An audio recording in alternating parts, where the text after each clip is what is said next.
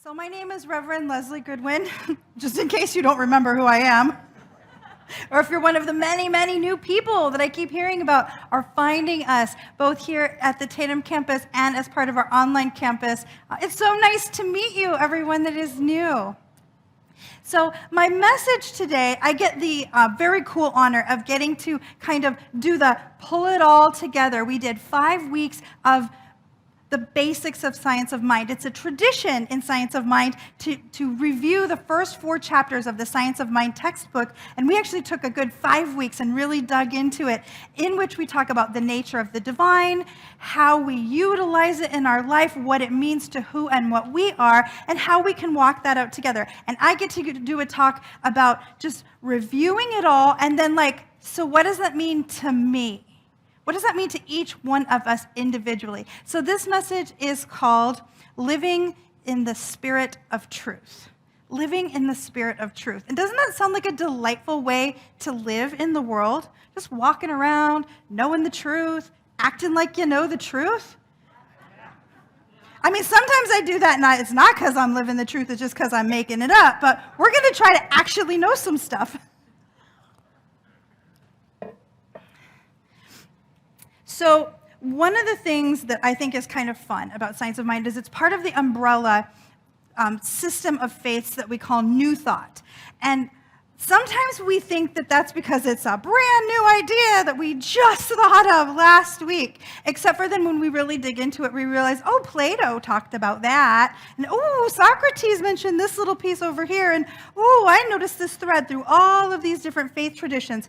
And so sometimes then we'll call it New Thought, ancient wisdom, right? Like we're returning to this flow of ancient wisdom in a fresh way. My friend, Reverend Sonia Byrne, often says, and I love this, it's called New Thought because one new thought changes everything. One new thought in the moment completely recontextualizes what we think is happening in our experience.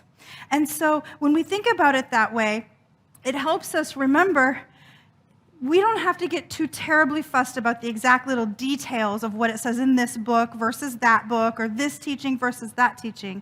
Really what it's about is, do I find that there is a thread through the wisdom that I can see out in the world over all of time and space that is connecting with me? Right? Is it connecting with me? So that's really the heart of this message. How do I make it connect with me? Now, we're a little bit famous in Centers for Spiritual Living for being terribly smart. We like to think so. I like to think so about myself. We're kind of an intellectual crew, yeah? We have a lot of books. We make a lot of jokes about how many 2 books we have and how we really probably should get more bookshelves. And that's wonderful. I would never, ever denigrate spiritual study or contemplation. And sometimes we got to simplify it and just feel into the heart of the very basic, simple truths underneath it all. And that's what this series of talks has been about. So when I look at all of the amazing wisdom that has been shared with y'all and myself, because of course I was tuning into as part of the online campus, we've heard from Reverend Karen Lewis, we've heard from Reverend Karen Russo, we've heard from Reverend Lori Frisbee, we've heard from ministerial student and practitioner Ron Trunnell. So many wonderful details, and if you missed any of those messages, I really invite you to go back and review them, because there is juice in every single one of them. When I dig down into those 5 messages and I seek the heart of what for me is the ultimate crux of Science of Mind, what I need to know to walk this out in my life is, what is the nature of the divine? How do I interact with divinity? And how does it impact the way I live, both as an individual and as part of this community and the greater universe? So let's dig into it. So the nature of divinity. My favorite phrase, I say it so often, my apologies if you've heard me say it 700,000 times. I channel Dr. Reverend Michael Beckwith when I say it, and it is, God is infinite and infinitely knowing. He says all the letters. God is infinite and infinitely knowing. And what that means to me is two things. One, God is all there is, spirit, the universe, infinite intelligence, the flow of life is all that there is. Which is, I don't know about how you grew up, but that is not what I was taught. There was God, and then there was the people-y stuff, right? And we had to try to work really hard to be godly enough to be included in the godness. If God is all there is, it changes the way we see everything, right? If God is all there is, everything has to be made of it. That chair, Reverend Karen's chair, that is holding the spot for her energy as our senior minister, is God. To which I hear my stepdaughter Dharma, when she was a little girl, go, God's a chair? But God is also Rachel.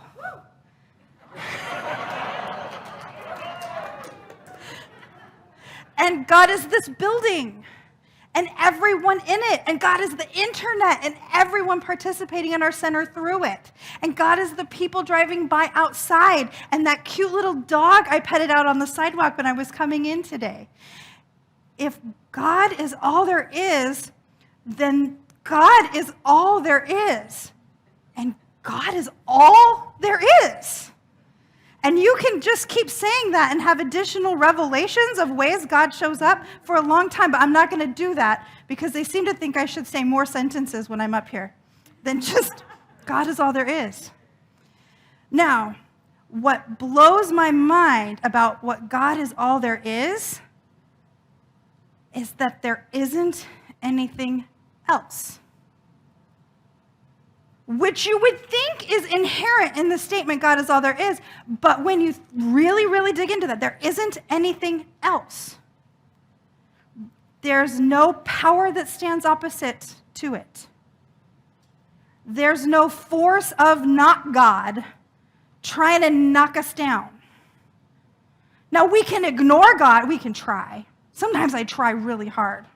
To which I hear my friend Reverend Sherry McCreary saying, oh, I've tried shadowboxing with God. I don't win. We don't win when we try shadowboxing, when we try ignoring the messages that come to us. But there's nothing else to be. Now, this becomes important when I start thinking, but isn't it arrogant for me to think that I am of God? I mean, who am I to think that? I mean, God is infinite and infinitely knowing. We just learned that in the first point.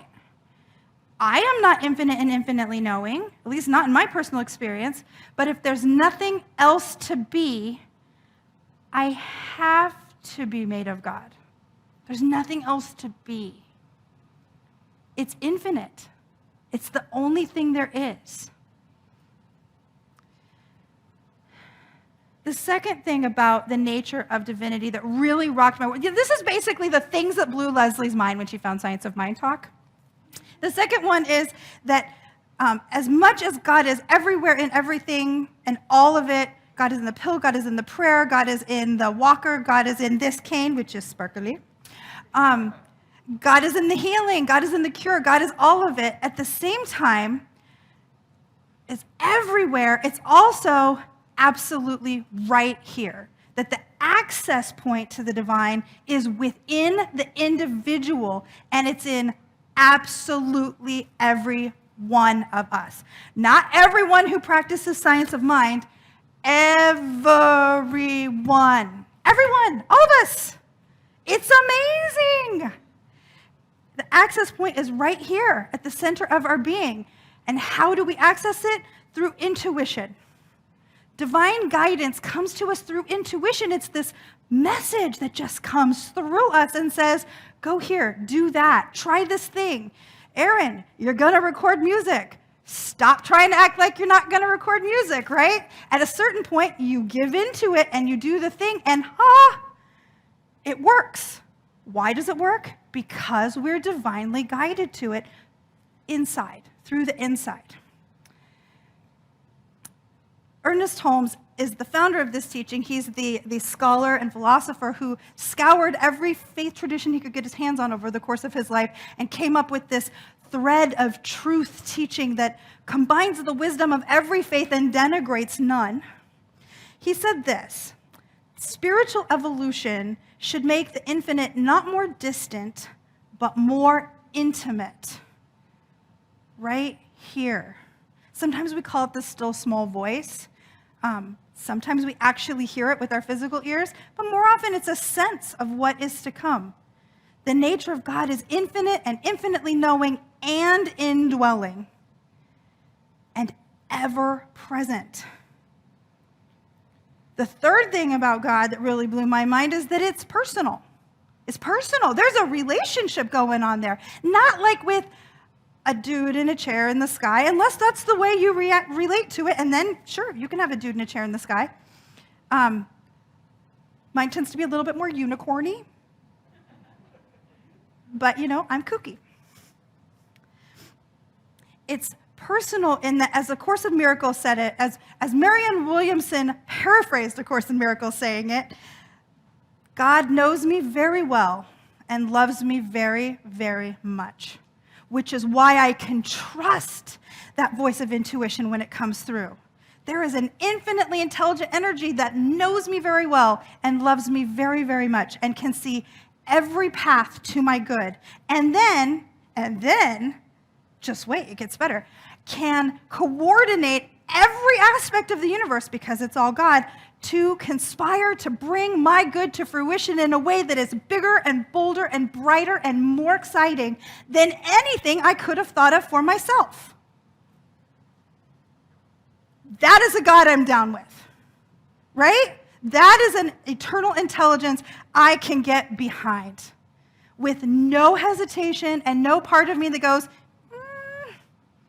well, but, which I always had before I found this teaching. There was always this little voice that went, that sounds good, but when I think of an infinite and infinitely knowing God that loves me personally and knows me and is making the world work for my best good and everyone else's too, in a way that doesn't have to hurt or harm or take away from anyone else, that's a God I can get behind. You feel the same? Yeah. So then I start asking myself, well, how do I interact with this form of divinity that is so different than anything I'd encountered elsewhere in my life? How do I interact with this thing that I call spirit, I call God, I call the beloved one? Reverend Karen Lewis often calls it the beloved one, and I think that's so sweet. The first one is to design my life around ways to help me remember the truth, to help me personally remember the truth. And by the truth, what I like to call true truths. These are spiritual principles, things that are unchanging. All of the conditions of the world might change, but spiritual truth stays the same. It's things like the sentence, God is infinite and infinitely knowing. I can say that in my hospital bed. I can say that while standing up here with my cane. I will say that when I don't need my cane anymore. It will be true in every instance, right?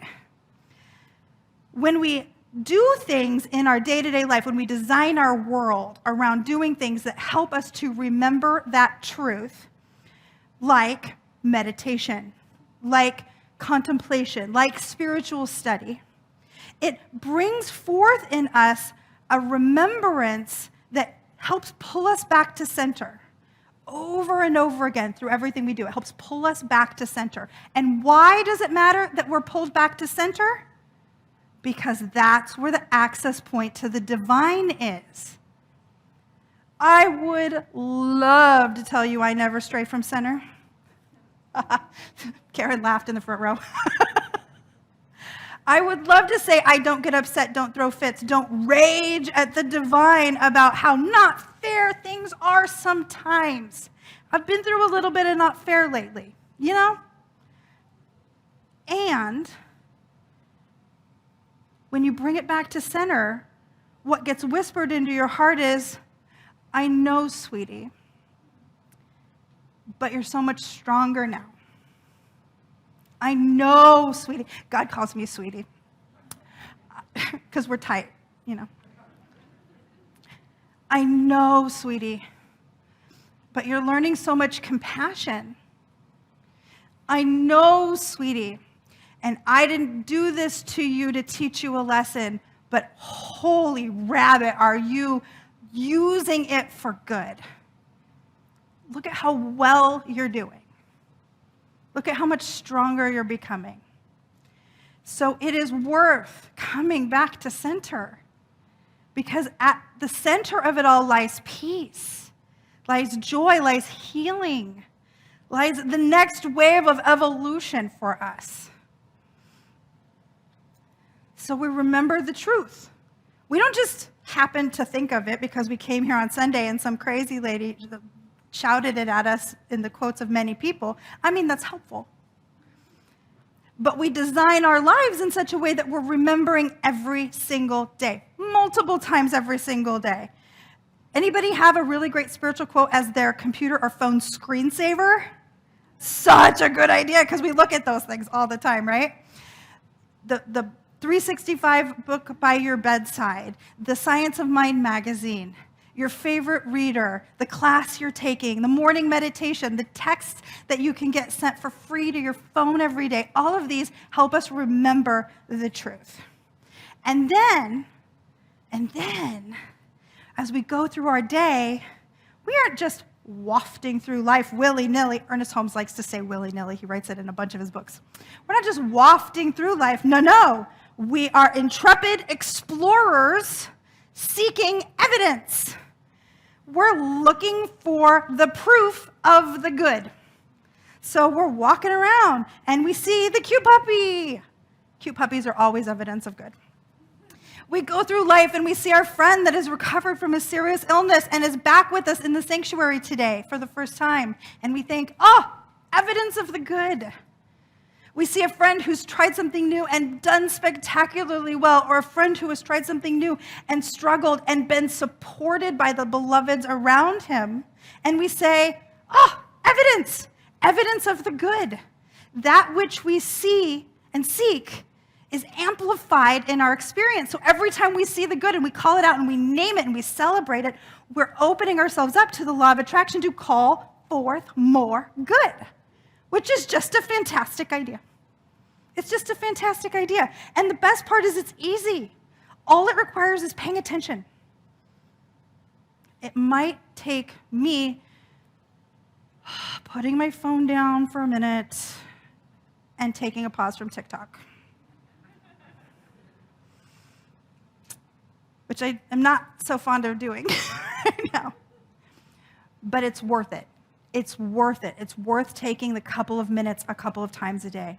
And then once we get really convinced, really good and convinced about the good in the world, then we have the opportunity to use the creative process to co-create more good through prayer, through intention, through affirmation. We team with the divine, which we know already really digs us, is totally on our side, to create more good in the world.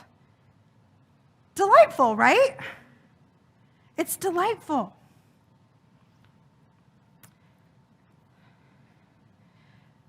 Our same beloved Ernest Holmes wrote, "Since knowing the truth is an act of consciousness, it follows that consciously knowing the truth is the correct application of the principle in practice." So let's make that be English. It was the 20s. It was probably English in the 20s. Since knowing the truth, knowing the spiritual truth is an act of thought or consciousness, right? Meaning it's active in us. It follows that choosing to focus in on that truth is the correct application of that rule of life in practice, in doingness, in co-creation, in making stuff happen. It's like a formula for making better life. I love this teaching. It's so practical. It's so usable. So, the nature of God is infinite and indwelling in me, in you, in us. We interact with it by learning about it, looking for evidence of it, and choosing to focus in on it. And then what? And then what does that mean in 2022, when some of these books were written in 1920, 1930, 1940, how do we make that relevant right now? There is a shift happening. It's happening in our center, right? We're all feeling it. Stuff's happening. It's happening. Oh my gosh. Those of us who are old timers might remember Reverend Michelle Medrano standing up here going, it's happening. It's happening. Something is changing. It's building. There's a yummy energy happening. It's happening in our greater organization, Centers for Spiritual Living. There are shifts happening. It's happening on the planet. A new kind of spirituality is being born from amongst this wisdom. But it has to be modern, and it has to be relevant to the actual world. It has to be relevant to each one of our individual lives and what we're actually going through. And it has to be relevant to what's happening on the planet and in our communities, right? Otherwise, we're still in our head. We're still in the book. It's good data to know. Data is nice. But as Diane said when we were talking about this earlier today, I gesture at the production booth because Diane's on camera too. She said, she was talking about something else, but she said, well, I read about it on the internet, but it wasn't relevant to me, so it didn't stick. How true is that?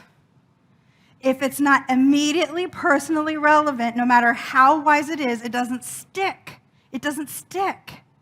So we have to find ways, individually and collectively as New Vision Center, and then beyond into the greater organization, find ways to contextualize this teaching in a way that is deeply accepting of all beings. And you see us doing that work here. We've been doing that work here for years, right? And then we have a moment where beloved Molly says, are we going to do Hanukkah?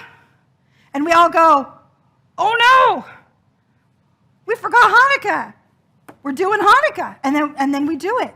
People need to speak up. And then what happens? We all learn. When Rachel said a couple years ago, why aren't we praying in the children in our morning pray-in for service? Oh my gosh. Yes.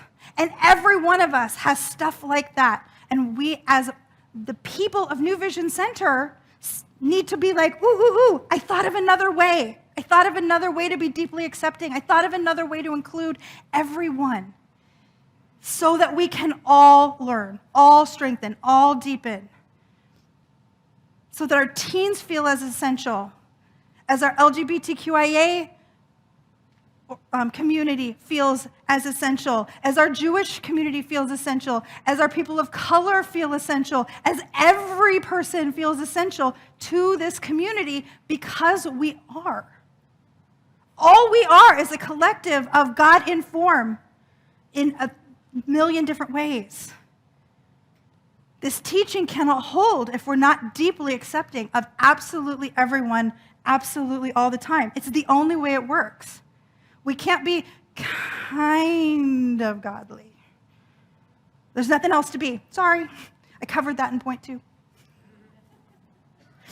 We need to find a way to contextualize spirituality that is unchanging in principle, but deeply, deeply and endlessly flexible in form. The form doesn't matter. Form doesn't matter. It doesn't matter what order the service is in. We have preferences. Preferences are cool, but it doesn't matter. It doesn't matter which minister is speaking that day. Again, we have preferences, we have discernment, but it doesn't matter. It doesn't matter what we call it or how we talk about it, not so very much. The principles, the truths are rock solid, unchanging, never bend at all. And then the form, we roll with it. We change. We let it shift. One of the things that's happening in our movement right now is a lot of neutralizing of previously gender-specific language in Ernest Holmes' writing that didn't mean anything.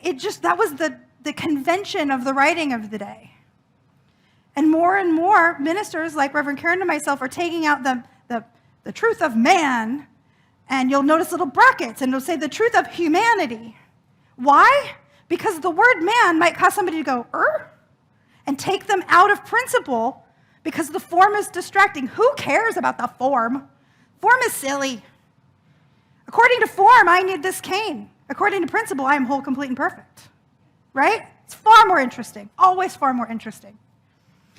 We need to find a way, each one of us in the heart of ourselves, to understand and relate to a spirituality that is meaningful for me, meaningful for you personally, even if it disagrees in small ways with the teaching, or you prefer different words, or you live 1 minute from the center but really, really enjoy online campus because you're in your pajamas. Dude, I get it.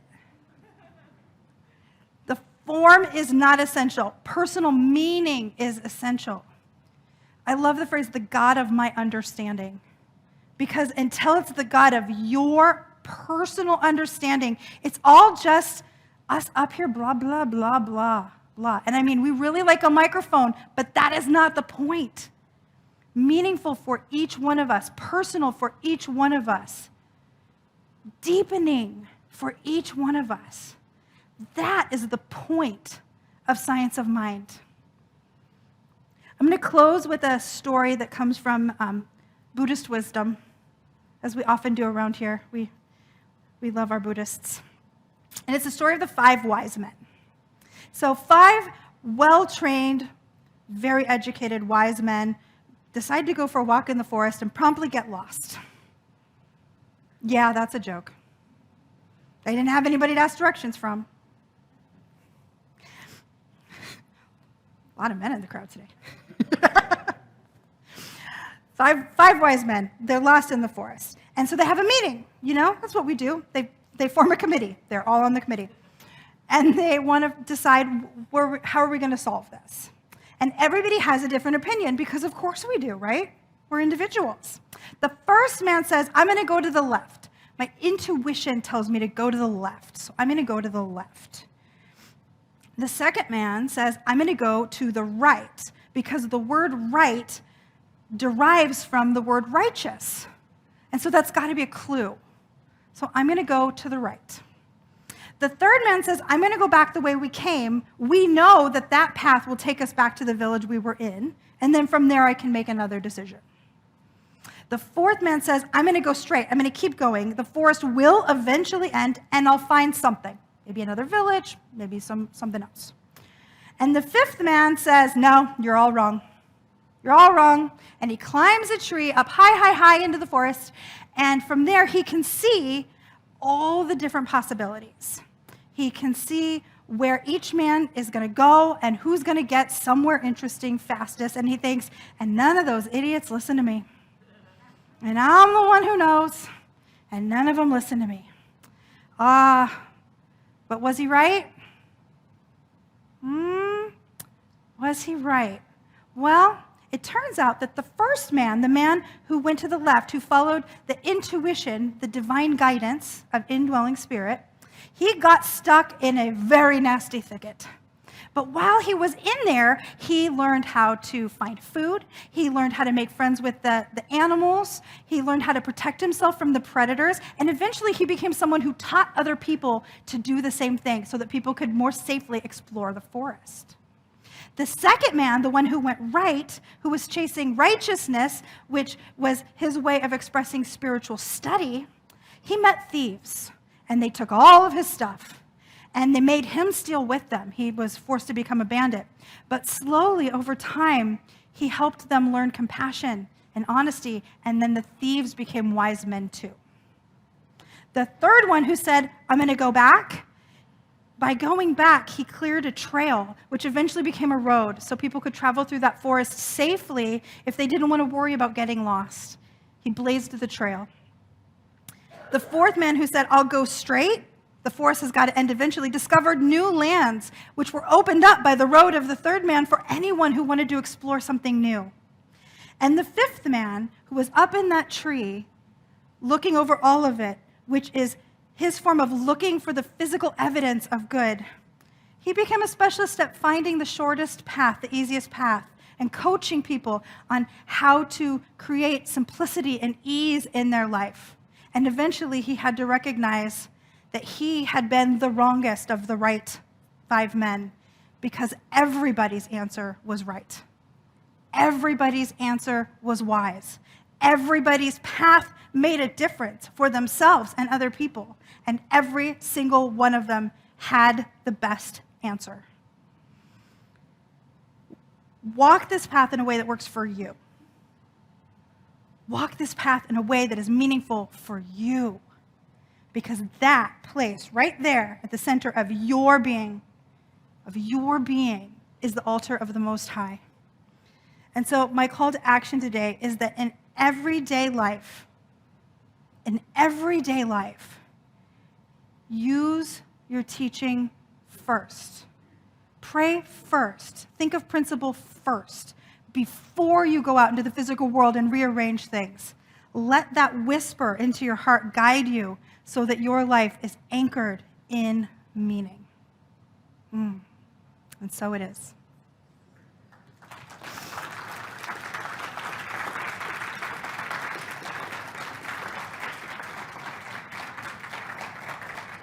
It's like popcorn. Thank you, thank you. Let's anchor this into prayer. Oh, how good it is. How good it is to remember the truth and to choose to walk our lives in the spirit of truth every single day, every single breath, every single moment, every single situation. To know that this God, this infinite spirit that is everywhere present, is active in, through, and as each one of us. Not just when we're doing the good stuff, but all the time. It's infinite and infinitely knowing as us and our lives. How good it is to recognize that this is the truth of everyone, everywhere. Every faith tradition, every political belief, every way of walking in the world, every opinion has a version of rightness in it. And all of it serves. All of it serves. How good it is to know that the entire universe is conspiring to bring forth the highest and best of us in this moment, in this day, on this planet and beyond. That goodness is, and that we are it. And that everywhere we go, every person we meet, we're touching the face of God over and over and over again. It's delicious and delightful and healing and powerful.